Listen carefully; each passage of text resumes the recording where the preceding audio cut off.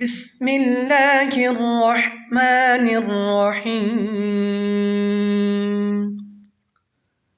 هل أتاك حديث الغاشية؟ وجوه يومئذ خاشعة عاملة ناصبة تصلى نارا حامية تسقى من عين آنية ليس لهم طعام إلا من ضريع لا يسمن ولا يغني من جوع وجوه يومئذ ناعمة لسعيها راضية في جنة عالية لا تسمع فيها لاغية فيها عين جارية فيها سرر مرفوعة وأكواب موضوعة ونمارق مصفوفة